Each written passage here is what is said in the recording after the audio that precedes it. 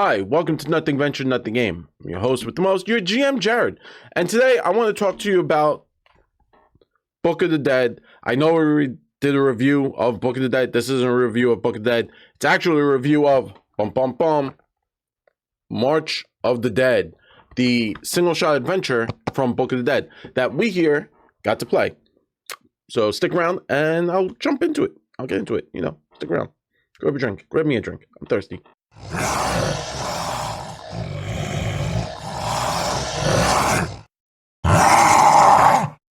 Hi, welcome back. And before we jump into it, if you could do me a solid, if you got me that drink, I thank you very much. And actually, oh, look, what's this? Oh, thank you. Oh, ginger ale. Love ginger ale. It's good for the belly. But thank you very much for the drink. But also, if you could do me another solid and hit the like and subscribe button, that really helps us out. One of these smaller channels out here trying to make our way with the big fish out there. So we got to play through Book of the Dead, the March of the Dead, a little one shot in the book. And it was really interesting. Now, there's a lot of things I liked about it, and there's a few things I didn't like or would make suggestions on. So first and foremost, we did three players. You could check out in the links below. I'll link the campaign. We split it into two parts because it was quite long, so we split it into two parts. Yeah, everyone had a blast. We kind of went real silly Sam Raimi Evil Dead style, like actually more Army of Darkness, like Bruce Campbell. Got real silly with it, and we had fun. Now some of it. Now I'll say this, right? Like it's a full fleshed out adventure path. Not adventure path, full fleshed out like one shot, and you could do it in probably 4 to 6 hours. I would say probably a good 4 to 6 hours if everyone sits down, kind of jumps into it. Now, obviously, I alerted my players what we were doing, and that's what made this really fun. I told them, I said, hey, we're fighting undead. It's all undead. And they said, sure, so what should we do? And I said, build characters around that. So we had a cleric, we had a fighter, and we had a spirit barbarian, which is really rare to get to play. And they loved, the spirit barbarian loved it. They felt super powerful, especially when they activated their rage totem.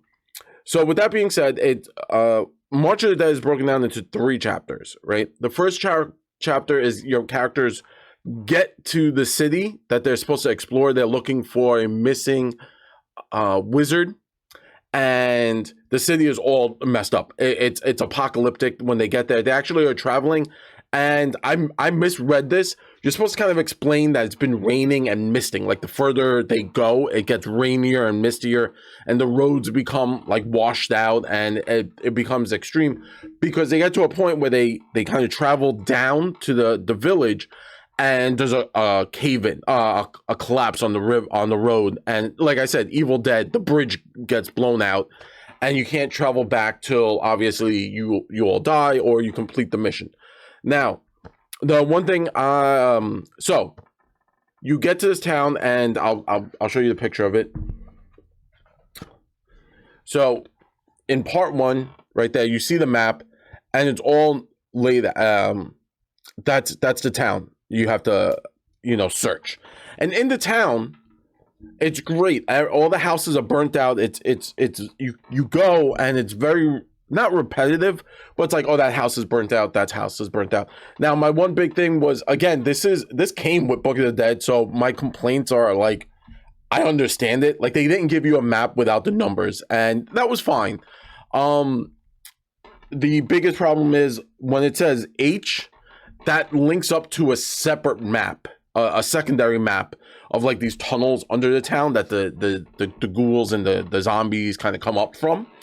And so when they were like H6, I was like, yeah, sure, you go to H6. And they kind of use that as the key. But in reality, the A numbers, so the A with the number, are the houses they can really explore, and the H houses are more or less burnt out. But now one of the nice things they did, sorry, I'm flipping to it, was they gave you a kind of like a chart right here of terrible details. And these are things It's a D10 chart, and these are things that like the players will find as they're going. Like it's a sprung trap. They find a backpack with dried blood on it. They find you know, a small cart has been tipped over, spilling several chests and barrels into the street. So it's very apocalyptic. You want to give it that vibe. Now, as the players progress searching the houses, not much happens in the houses. Again, they give you the chart of like details, but also they give you it's not so much a chart as it is like these are things that should take place as they explore the village, and that is encounters in the town. That's what they call it. A bunch of different encounters, and one of them is super important. They have to meet with someone and they get more lore because they got to meet with that person, and the rest are like there's obviously zombies, but there are monsters like or natural creatures that just appear, and it confused the heck out of my players because I threw the natural monsters at them the first time and they were like, whoa, like these, like they were like, you told us we were fighting undead and we're prepped for undead, and these aren't undead, like what are we like? And I was like, you're a cleric, heal, like don't complain. They find items, and you know, so part one of the thing is basically exploration, setting the tone of this, setting the mood. If you got some good spooky music, put it in the background. And then part two.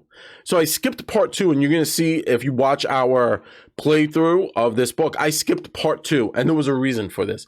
My reason for this was when I wanted to run this, it wasn't on the virtual tabletop that we were going to use, and we couldn't meet up in person. Now, my suggestion is if you were playing on a virtual tabletop, you want to set this up. You want to set up something for these players. Part two is one of the coolest parts I think I've ever gotten to play through, but I didn't get to play through. And I know that's confusing. Part two is a horde, like a zombie horde. Like we've all played zombie shooter games like Left 4 Dead and stuff like that, where you have to like stop and like a horde from breaking in, and that's literally what you have to do.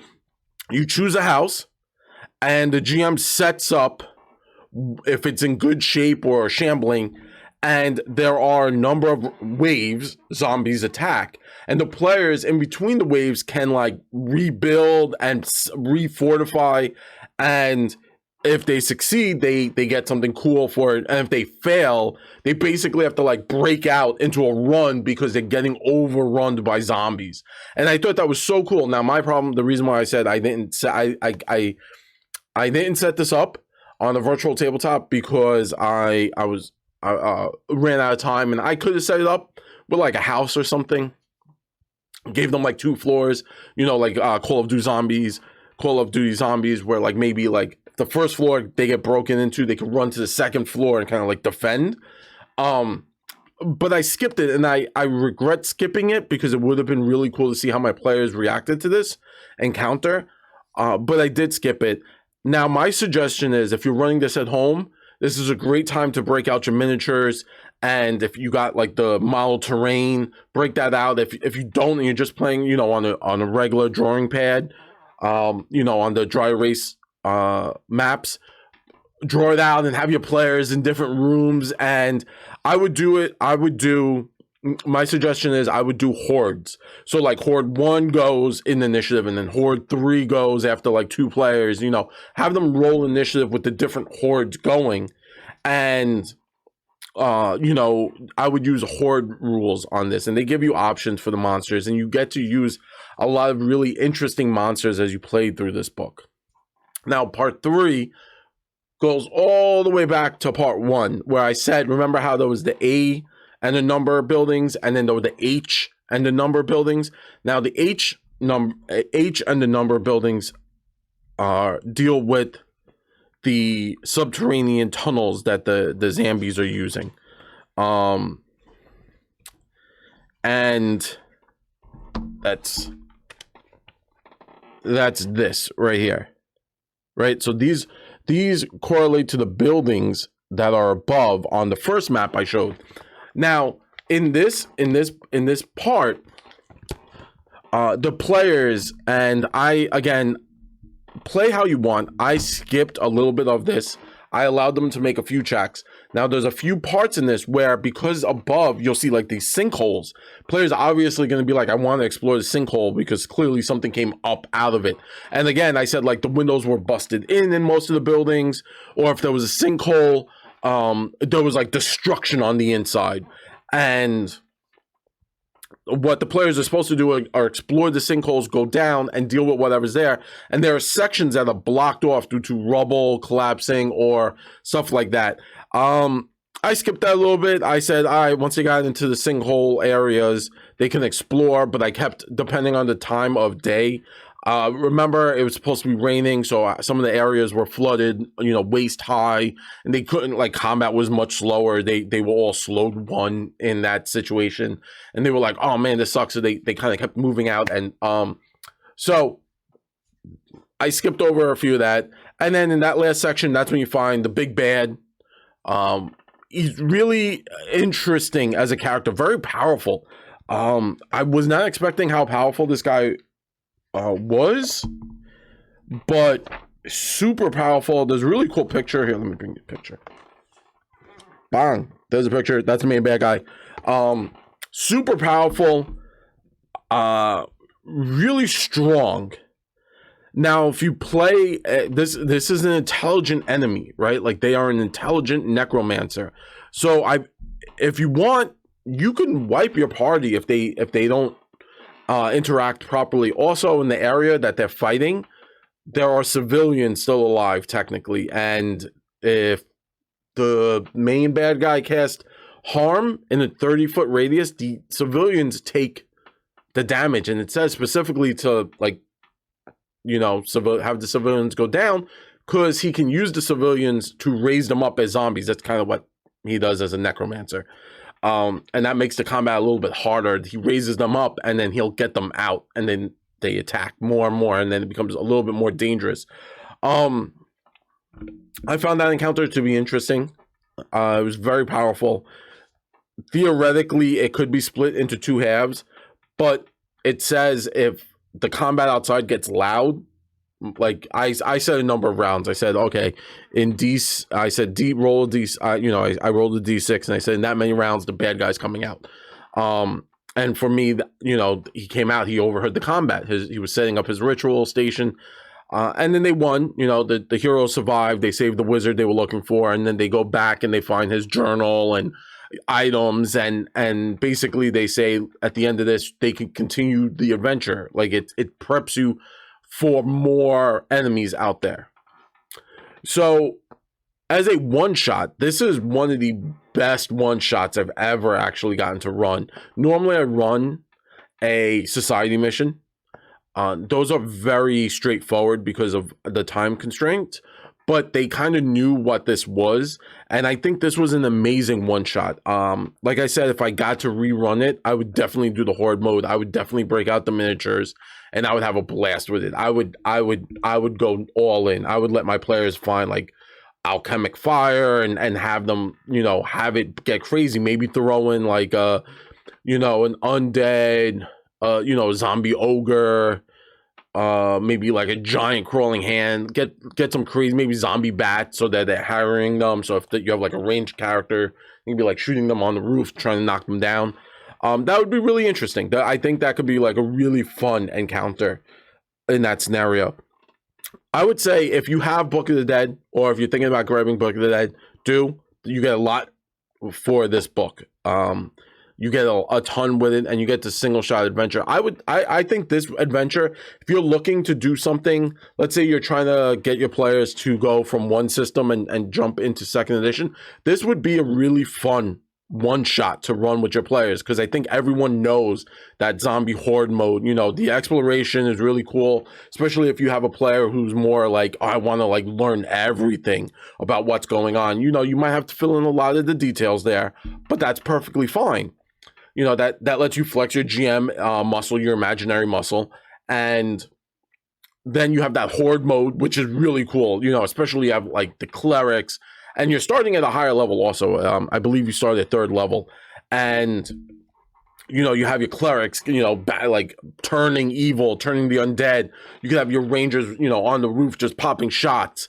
And again, the atmosphere, it's raining, so maybe they could slip, they, you know, crit fail, they slip, they tumble down, they're holding onto the ledge, and maybe a player now has to run to the second floor to pull them up, you know, while the hordes are like, rah.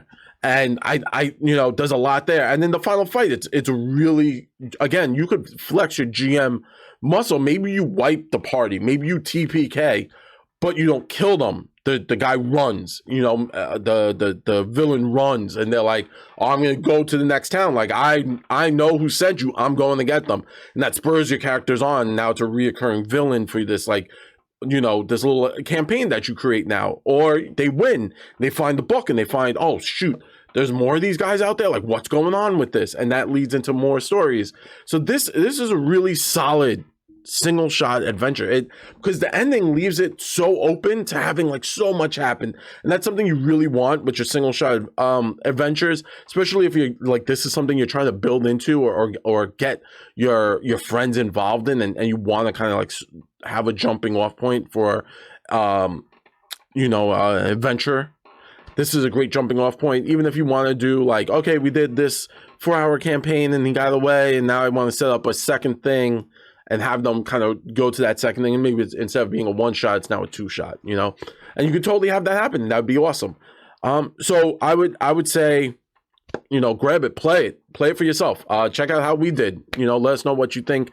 In description, no, have you tried this? What do you think of this? You know, tell us your thoughts in the comment area, you know, down below, you know, in the section below. You know where it is. Anyway, from all of us here at Nothing Venture, Nothing Gained, we love rolling dice, giving advice with a little bit of that New York spice. See you around.